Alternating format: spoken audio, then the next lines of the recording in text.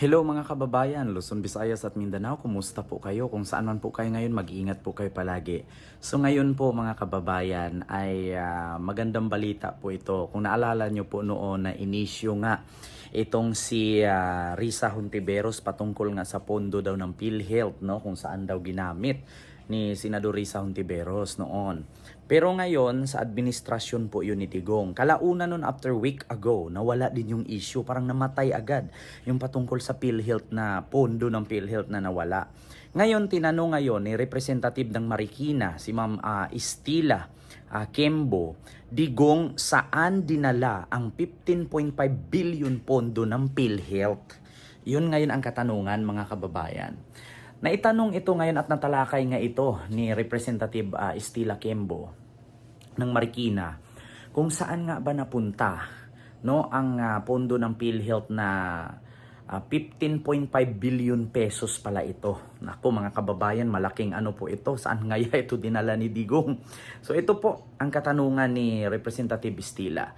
Nagkaroon din tayo ng initial findings na ang pagbili ng facilities na nakatanggap ng IRM ay tila walang naging koneksyon sa COVID patterns. So sino? Paano pinili ang facilities na ito? Ayon nga ito kay Representative Estila Kembo. So ngayon mga kababayan, ito po, sumagot po dito si Representative Janet Garin. So wait lang, sa reaction pala ito ng mga kababayan natin. Ito yung reaction at sabi nga dito ni Representative Janet Garin ng Iloilo. Ayan, question din niya ito. Sabi ni Garin, question legality of PhilHealth's use of member contributions for hospital capitalizations during Duterte administration. Sabi nga niya dito, legality of using PhilHealth funds as capital for private and government hospitals. Sabi dito ni Janet Garin, ayan, lakihan po natin. Ano ba ang ginawa? Ang ginawa noong nakaraang administrasyon, ginamit ang perang PhilHealth. Ang pera ng PhilHealth, hindi yan government funds. Ayan na nga mga kababayan. Pondo yan ng mga miyembro ng PhilHealth because it's a insurance mechanism. Ngayon, ako, ginamit pala ang pondo ng PhilHealth funds na hindi naman para ito sa government kundi para ito sa taong bayan kasi nga hindi naman to government funds.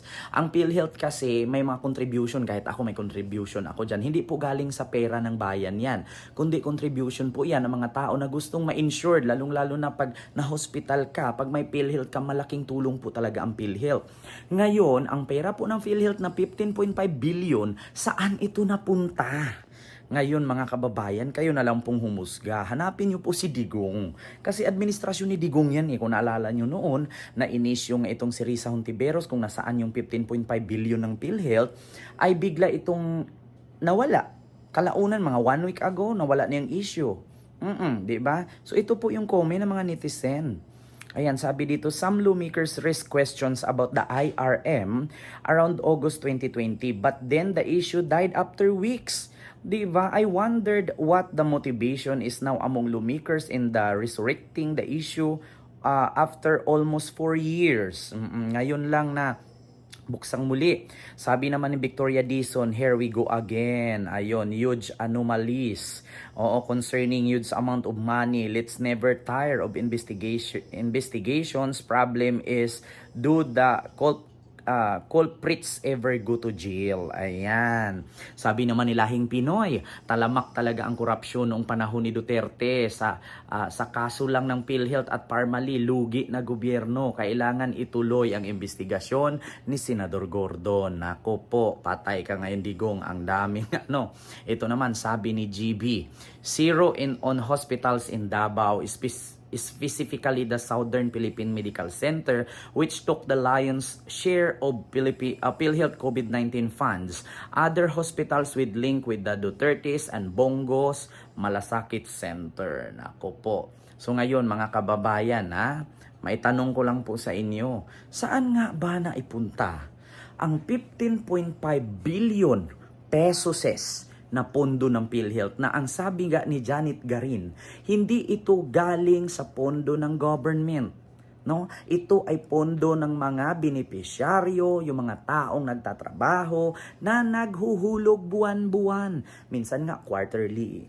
'Di ba? Kung naalala ninyo, pag nag-work kayo, 'di ba kumuha kayo ng SS, Pag-ibig, PhilHealth, so pera po ng tao 'yan. Hindi po pera ng tao ng gobyerno or pondo ng gobyerno. So bakit ginamit ito nung panahon ng administrasyon ni Digong ang 15.5 billion na ang sabi nga ni Representative Estila Quembo, nagkaroon din tayo ng initial findings na ang pagpili ng facilities na nakatanggap ng IRM ay tila walang koneksyon sa COVID patterns. Naku po, nasa kamay na ba ng buwaya? Yan mga kababayan, Luzon, Visayas at Mindanao, pati din po ang mga kababayan nating OFW. Mapagmatsyag, mapagpanurit, mapagmasid, huwag po tayong maging bulag. Kailangan po nating hanapin yan kasi pinagpaguran po natin. So yun lamang, maraming salamat and God first.